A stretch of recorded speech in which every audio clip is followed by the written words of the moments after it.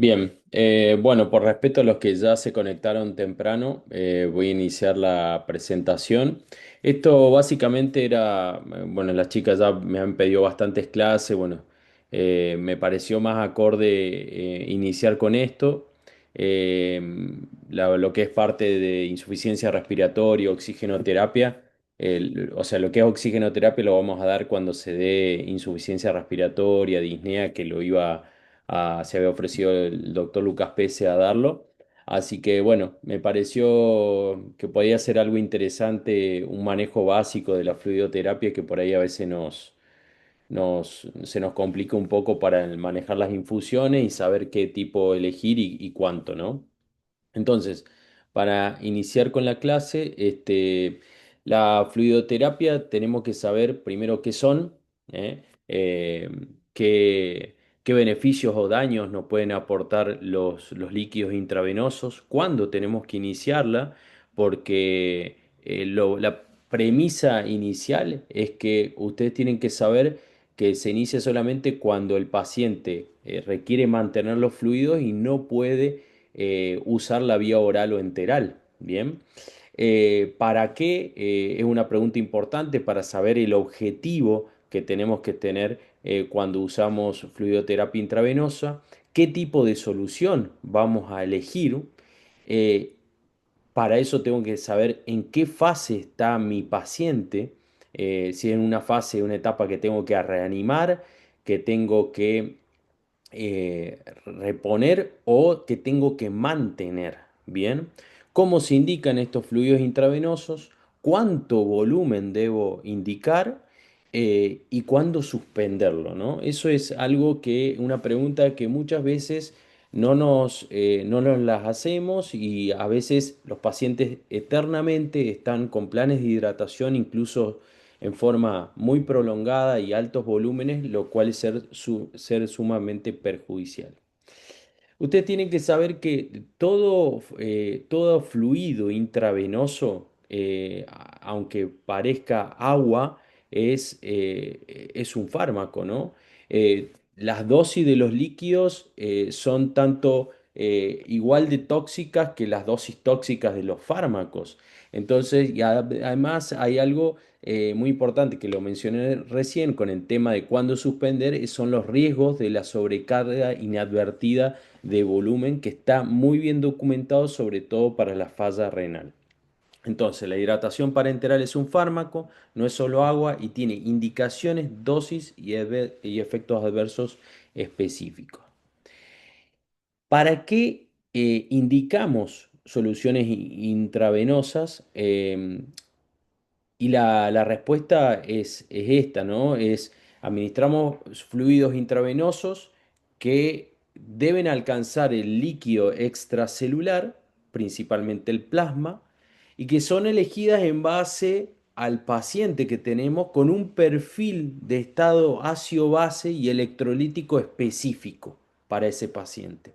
Y con el objetivo de mantener la perfusión tisular, reponer agua y electrolitos si hubiese algún déficit y evitar así la isquemia y el catabolismo. Bien, entonces ustedes ven la distribución del líquido corporal y fíjense que el 60% del cuerpo es agua. Son 42 litros, de los cuales el líquido extracelular ocupa el 35% y el intracelular el 65%. Y de ese líquido extracelular donde yo voy a administrar mi infusión intravenosa, va a ocupar el 7%, 5 a 7% del líquido plasmático y se puede distribuir entre líquido intersticial y hay algunos líquidos que pueden llegar al líquido intracelular. Pero fíjense que el agua intravascular, que vendría a ser el líquido plasmático allí, ocupa entre el 5 y 7% del peso corporal total. Entonces, pero reponer ese porcentaje de fluido es vital para mantener la perfusión de los órganos y la presión arterial. Entonces vamos a irnos a la clasificación de los fluidos. En esta clasificación entran qué son los cristaloides, qué son los coloides, Y acá tenemos nosotros una clasificación bastante básica de lo que son los fluidos intravenosos. Cristaloides se dividen en soluciones balanceadas y no balanceadas. A su vez, los coloides se dividen en naturales como la albúmina, humana que usamos al 20%, o los coloides sintéticos, las famosas gelatinas, los destranes, y los starch, los hidroxietil starch, que actualmente están no aconsejados y prohibidos por el desarrollo de fallo renal que se ha visto en con este tipo de soluciones, ¿no? Y después, bueno, están las soluciones para transfundir los derivados de la sangre, ¿no? Entonces, los cristaloides serían soluciones acuosas que tienen electrolitos, ¿eh? A su vez, esas soluciones cristaloides pueden ser hipotónicas con respecto al plasma, que tienen menos solutos que el plasma y aportan agua libre que se reparte tanto en el líquido intracelular como extracelular. ¿eh? Eh, y las soluciones isotónicas, como la solución salina 0,9, o sea, el cloruro de sodio al 0,9%, el fisiológico, el Ringer lactato, que también es isotónico el plasma, y otras soluciones que se llaman, que es menos conocida, que es el plasma light, tienen la misma osmolaridad que el plasma, ¿no? Eh, pero reponen, esos fluidos se utilizan principalmente para expandir el líquido extracelular, no se intercambian con el líquido intracelular y no cambian mucho la osmolaridad sérica del plasma, lo que sí hace la dextrosa al 5% al ser hipotónica al plasma, diluye el plasma y hace que el paciente entre en riesgo de hiponatremia. Estas soluciones isotónicas no corren ese riesgo de generar hipotonía del plasma. Bien. Y generalmente son las soluciones que más usamos para la reanimación con fluido. Después están las soluciones hipertónicas, esas soluciones con alto contenido de cloruro de sodio, ya sea al 3, al 7,5 o al 9%, que le generan mayor osmolaridad al plasma, tiene mucha más osmolaridad el plasma, y que habitualmente no se usan en clínica médica, en la guardia central, si lo usamos nosotros en los pacientes con hiponatremia severa, con desarrollo de síntomas neurológicos y que tienen riesgo o edema cerebral instaurado. Los coloides, a diferencia de los cristaloides, tienen moléculas grandes que hacen que se mantengan en el espacio intravascular, aumentando la presión oncótica y lo cual hace que aumente la estancia en la que permanecen en el espacio intravascular, y por lo cual pueden generar mayor expansión de fluidos con menos volumen con respecto a los cristaloides. ¿Mm? Y no lo usamos para hidratación parenteral. Y ahora está este tema de las soluciones cristaloides que son balanceadas de las que no son balanceadas. El fisiológico no es una solución balanceada. ¿Por qué? Porque tiene cloruro de sodio. ¿eh? Tiene alto contenido de sodio, unos 154 equivalentes por litro de solución, o sea que el fisiológico de 500 aporta unos 77 equivalentes de sodio y de cloro. Bien, al tener mucho cloro, aumentan el riesgo de acidosis hiperclorémica con grandes volúmenes, lo cual eso se asocia directamente al fallo renal por los últimos estudios que se han hecho, tanto en pacientes críticos como en pacientes no críticos, adultos internados en clínica médica. Entonces ustedes van a ver que en estos gráficos que eh, se ven perdón, acá tengo el sodio, tengo el cloro, y fíjense en el tiempo en que son infundidos de que el paciente llegó al departamento de emergencia y luego se los internó en clínica médica. Esto eran pacientes no críticos, un estudio que salió en la New England Journal of Medicine en 2018, cómo rápidamente las concentraciones con el cloruro de sodio con respecto a los cristaloides balanceados, como sería el Ringer lactato o como sería el plasma light, Aumentan las concentraciones de sodio en plasma, aumentan las concentraciones de cloro, ¿bien? Y a largo plazo, fíjense los cambios en los niveles de urea y de creatinina que tienen ambas soluciones. La solución fisiológica hace que aumente los niveles de creatinina y de urea, con lo cual las soluciones balanceadas no permiten ese desarrollo del fallo renal porque evita la acidosis hiperclorémica. ¿Qué diferencia hay esto? El Ringer tiene 131 miliequivalentes por litro de sodio y 111 de cloro, mucho menos que el fisiológico. Además aporta lactato que al llegar al hígado genera bicarbonato y ese bicarbonato balancea el pH. Entonces, el fisiológico tiene un pH más ácido porque genera un pH entre 5,5, lo cual la solución balanceada entre el Ring y el Plasma Light mantiene soluciones un poco más alcalóticas de 6,5 de pH. Entonces reducen ese riesgo de acidosis hiperclorémica. Además, el Ringer aporta calcio en bajas concentraciones y potasio también en bajas concentraciones. Entonces, eso hace que mantenga un balance con los electrolitos, lo cual el fisiológico no lo hace. Fíjense cómo es la diferencia entre las soluciones balanceadas y el suero fisiológico en relación a los pacientes que tienen mayor o menor estancia hospitalaria, desarrollo de eventos adversos nefrológicos y desarrollo de fallo renal, injuria renal aguda. Fíjense que les va mejor a los pacientes que tienen que se los trató con soluciones balanceadas como Ringer lactato frente a los pacientes que se trataron con solución fisiológica. Esto en diferentes subgrupos, ¿no? En pacientes que ya tenían fallo renal previo o que no tenían fallo renal previo o con elevaciones de creatinina menos de 1,5, pacientes que ya tenían niveles de cloro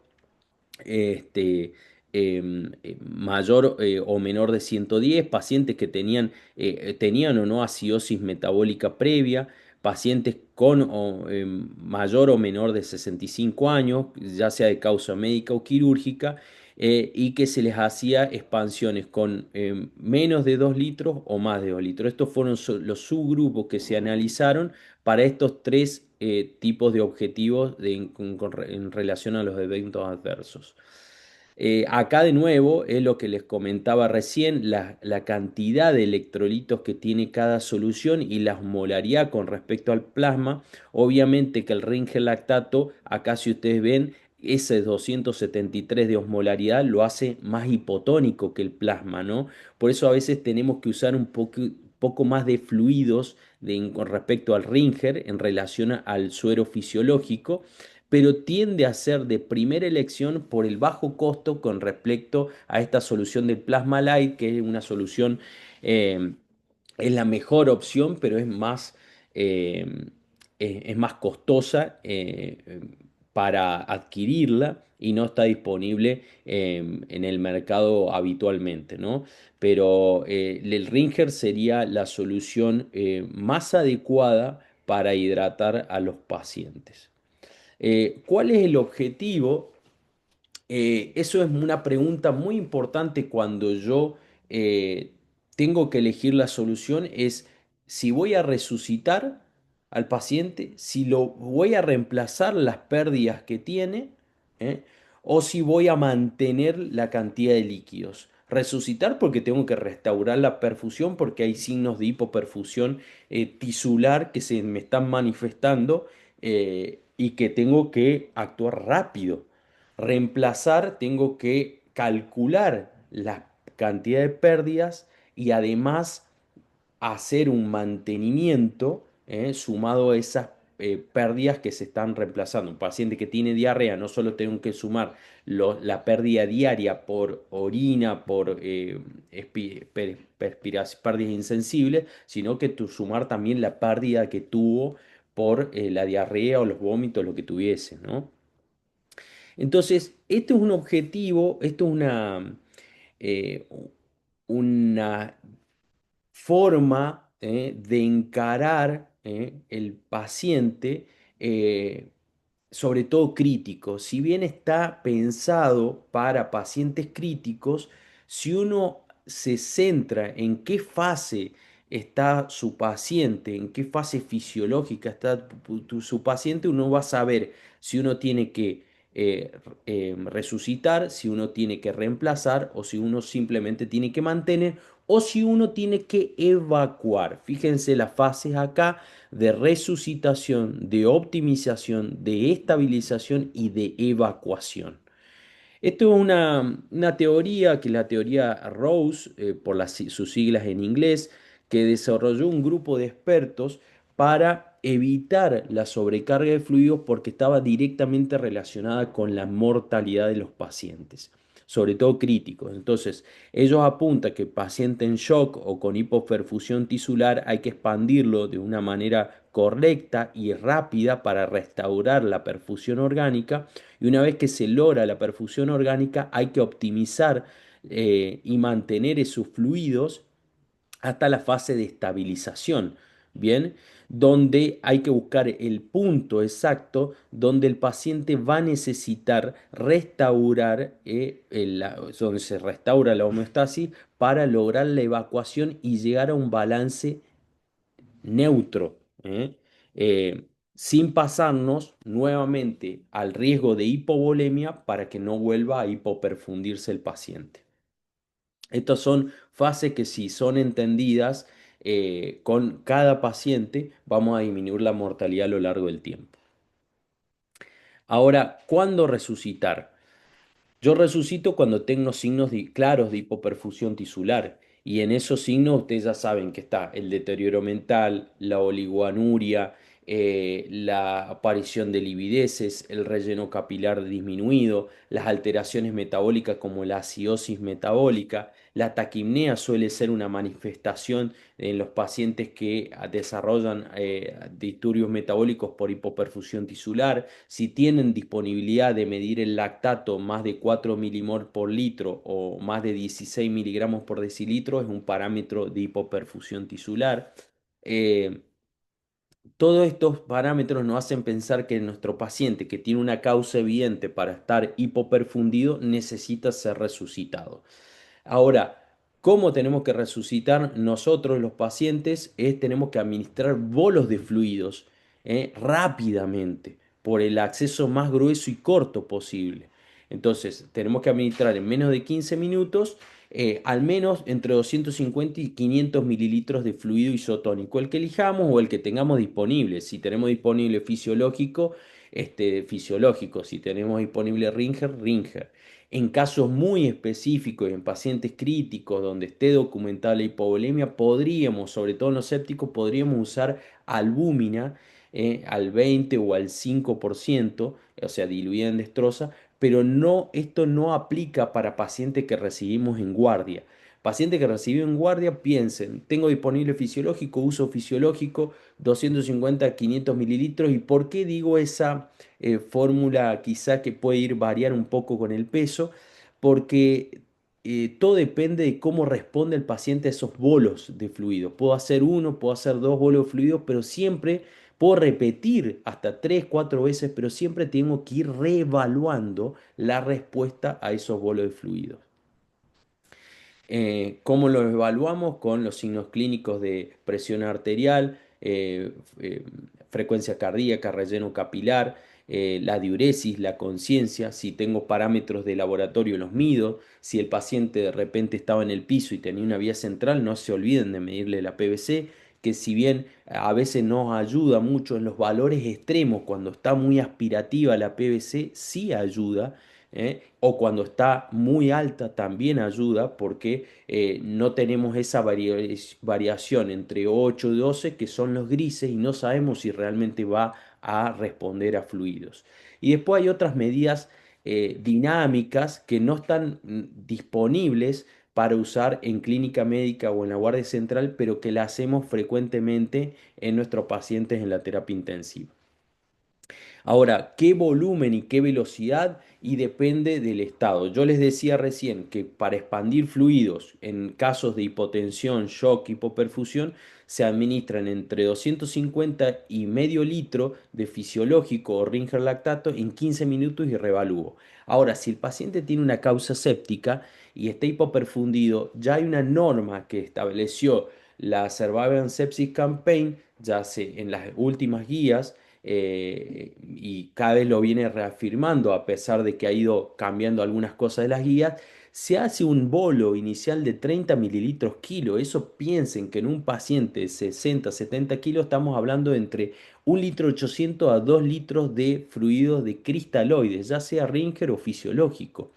Y lo hago en 1 o 3 horas, lo más rápido posible para restaurar la perfusión tisular. Y luego se reevalúa cómo vamos a seguir. Bien.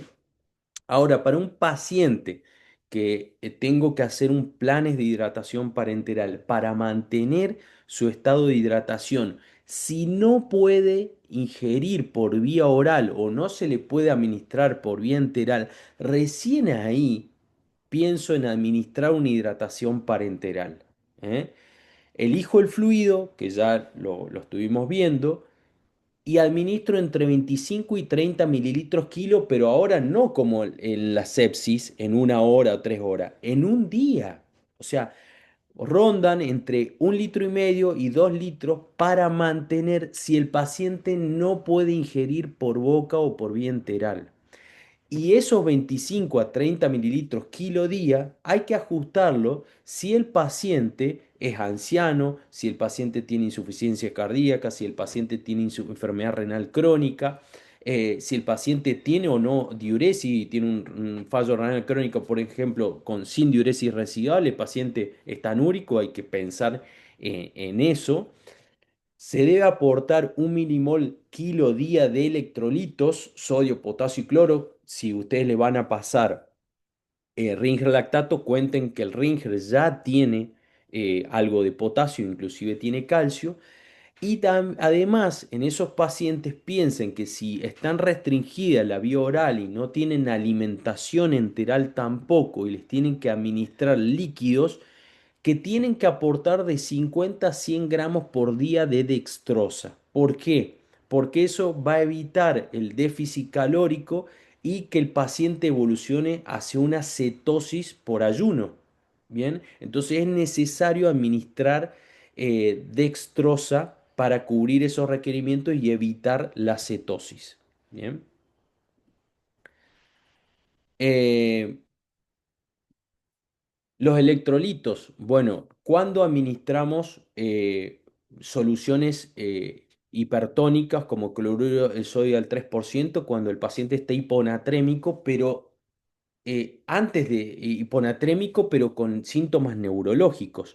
Nunca hago cloruro hipertónico al 3% si el paciente no tiene síntomas neurológicos. Y lo principal es evitar la destroza, porque es una solución muy hipotónica al plasma que va a aumentar la hiponatremia. Y acá sí tengo que medir el sodio frecuentemente, por lo menos las primeras horas, para uno llegar a un nivel adecuado de que no estamos aumentando muy rápidamente el sodio, porque ustedes saben las complicaciones ya sea de rápidamente aumentar el sodio o rápidamente bajar el sodio puede tener complicaciones neurológicas. En la hipernatremia usemos agua libre, que es la destroza al 5, o podemos usar una solución combinada de suero salino de fisiológico al 0,9 y la diluyo en destroza. Eso lo hago con una rama en hipo, una llave 3 vías y pongo las dos soluciones, el fisiológico y la destroza al mismo goteo. Eso en la rama en I van a formar una solución al 0,45% y el objetivo va a ser reducir el sodio no más de 0,5 miliequivalentes litro hora por estas complicaciones neurológicas que les decía. Y el tema del potasio, adicionar, luego de conocer el potasio basal que tiene el paciente, y ojo con los pacientes que están anúricos o con fallo renal agudo o crónico. Las poblaciones en riesgo, ya lo dijimos, esto también, pacientes ancianos tienen menor reserva, hay que iniciar más lento, hay que revisar el balance muy frecuentemente. Las pacientes con insuficiencia cardíaca, hay que ver si el paciente, eh, en vez de un mantenimiento, no necesita una restricción de fluidos, que le dejemos un plan basal solo para pasarle la medicación, o si en realidad no necesita diuréticos para aquellos pacientes que están congestivos. ¿Eh? Y este tema del riesgo de más fluidos. Los fluidos salvan, bárbaro, mejoran la hipoperfusión, todo bien, pero también matan. Entonces sabemos que los pacientes que tienen sobrecarga de fluidos, que están, pueden tener el aumento del agua extravascular pulmonar, aumento del edema intestinal, aumento de la presión intraabdominal, lo que puede generar isquemia intestinal y ciertas alteraciones neurohormonales que parten a partir del intestino, puede haber aumento del edema cerebral, lo que aumenta la presión intracraneana y sus consecuencias, pacientes que tienden a estar más distendidos, gastroparéticos, sobrecarga cardíaca, edema pulmonar, y la misma signo de taponamiento renal con el desarrollo de oliguria, que suele ser por aumento de la presión abdominal por la congestión venosa sistémica que generan estos pacientes. Entonces, esto es lo que le hablaba yo de cuando estábamos en el tema de la desresucitación, ¿no? Concepto de fluidoterapia reflexiva. ¿Está mi paciente listo para un balance negativo? ¿No tiene alteraciones en la perfusión que se perjudiquen con la desresucitación? Perfecto. Bajemos los planes y veamos si no tenemos que poner diuréticos para desencharcarlo. Les puede pasar que en el piso reciben un paciente que todavía no se terminó de resucitar en la UTI, que de liberar de los líquidos, y quizá les toque continuar con esos pacientes, ¿bien? Con ese tratamiento.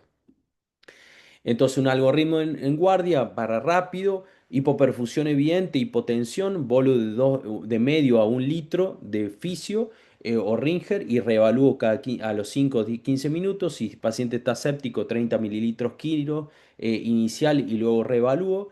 Si necesita un mantenimiento, ya sabíamos que 25 a 30 mililitros kilo por día, si es que el paciente no puede ingerir por boca o por vía enteral, y ante el riesgo de sobrecarga, disminuir la velocidad de infusión y la cantidad del volumen de líquidos, monitorizar y saber cuándo tengo que instaurar o no diuréticos.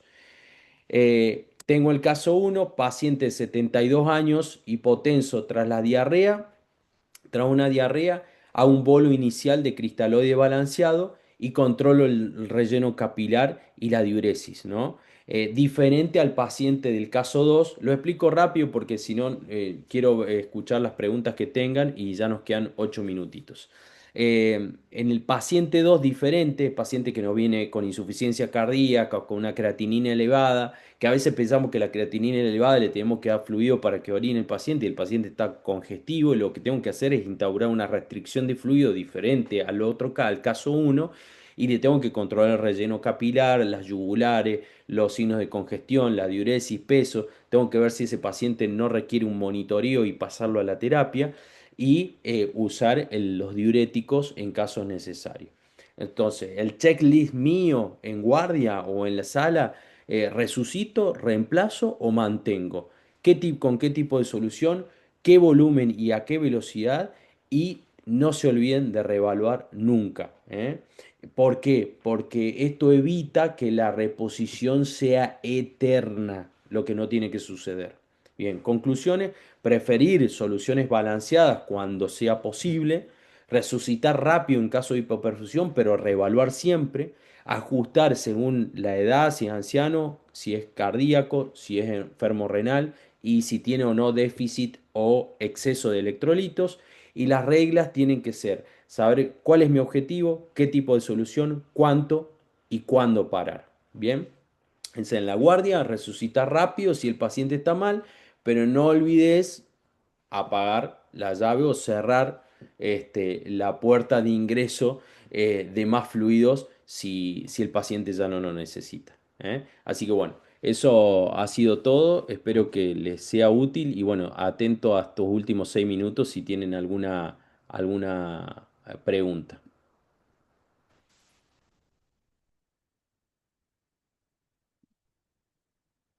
Hola, sí, están todos muteados. Hola, hola. ¿Quién va a preguntar? A ver, si no empiezo a preguntar yo, ¿eh? Oye, realmente, Matías, buenas tardes. Estoy un poco Hola. afónico, por eso me escuchas así. Hola, Yosmil, ¿cómo estás? Bien, bien, bien. Bueno, una de las cosas que, bueno, con las cuales me has corregido a mí múltiples veces, tiene que ver casualmente con esta conferencia, con el tema de la reposición de fluidos. Y donde realmente, digamos, eh, voy a ver la conferencia después, luego tuya con más calma, porque sigue siendo ese dinamismo que tienes para poder enfocar cuando, digamos, qué solución escoger, qué volumen vamos a utilizar, cuándo estamos en la resucitación, cuándo vamos a reemplazar, cuándo mantener y hasta cuándo mantener, todavía por lo menos a mí se me hace muy difícil. Entonces, yo lo que te quiero preguntar es lo siguiente, digamos, ¿hasta dónde, digamos, yo mismo, en una guardia, digamos que estoy en un plan manteniendo ya al paciente, hasta dónde la PVC realmente me es útil y hasta dónde no, porque ya eso me ha ocurrido, en los cuales digo, bueno, utilizo como parámetro la PVC sí o no, y hasta dónde yo puedo utilizarla. Bien, lo que pasa es que para mantener vos la PVC no vas a usar como único parámetro. La PVC quizás la uses si el paciente se te hipotensa o si tiene alguna inestabilidad hemodinámica inicial o puntual, ¿no? Para usar el término de mantenimiento de líquidos de hidratación, ahí tenés que sumar otras medidas que usamos habitualmente, si es posible, el peso del paciente es lo más importante, si hay edemas, si hay acidosis hiperclorémica ya desarrollada por la cantidad de excesos de fluidos y sobre todo con mucha carga de sodio y cloro, Claro, cómo está la diuresis, ¿eh? Entonces, hay veces que pacientes plazan con planes de 2 litros, 3 litros por día y no lo estamos reevaluando diariamente. Entonces, el objetivo de la charla tiene que ver con que todo esto, que es esta terapia individualizada que se proponen en los últimos años para todos los pacientes, no solo los pacientes críticos, sino pacientes de clínica médica, no tener una recetita de decir, bueno, 1,5 litros para todos los pacientes. No, claro, me gustaría más la receta de 25 a 30 mililitros kilo día para los pacientes que no pueden ingerir por boca. Ahora, si el paciente ingiere por boca, no le alcanza, bueno, le resto lo que no puede, lo que está ingiriendo por boca y el resto eh, lo aplico intravenoso, pero no le hago la totalidad del plan de mantenimiento porque algo por boca toma el paciente o le ingresa por vía enteral. Entonces tengo que tener en cuenta esa cantidad de fluido y la composición que tiene el fluido.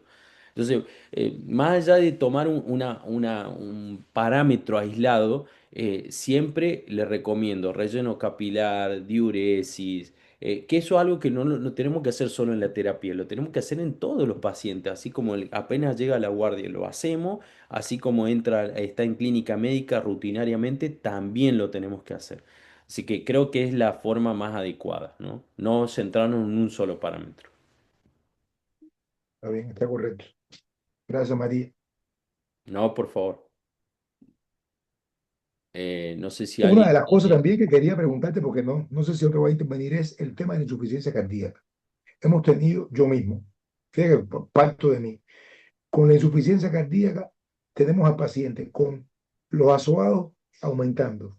Vemos que está en insuficiencia cardíaca. Empezamos a evaluarlo, multimodal, y evaluamos su perfusión, evaluamos todo, pero muchos cometemos el error de decir, o sea, eh, no tenemos a ti a veces en el momento que nos llega el paciente, por ejemplo, un domingo, y no tengo el eco.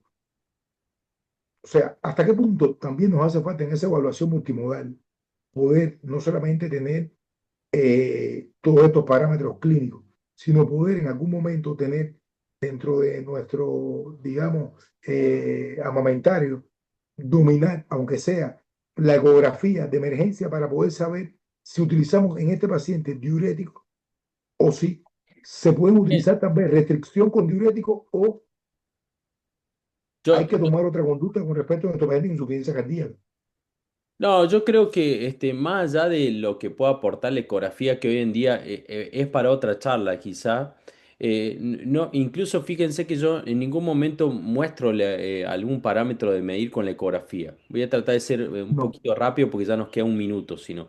Eh, eh, lo, lo que se tienen que centrar ustedes en la clínica, o sea, tienen que ujú, escuchar al paciente si tiene crepitantes, tienen que ver si tiene yugulares, conocer la historia del paciente, si tenían datos de si tenía FEI disminuido o no, fallo renal previo o no, cómo está el relleno capilar, si tiene lividez el paciente, si tiene edemas con Godet positivo, cosas que la vemos, que a veces nos alejamos de la clínica y son los que nos están marcando si le tenemos que hacer restricción, si el paciente que está hipotenso y está con sobrecarga y bueno, capaz que esté frío y húmedo y requiera inotrópicos y diuréticos a la vez. Entonces, ya una cuestión más compleja eso, que es el manejo del shock. Este tema es el manejo de la hidratación de la fluidoterapia en general y más apuntado a los pacientes en clínica médica y en guardia. Ya se va a cortar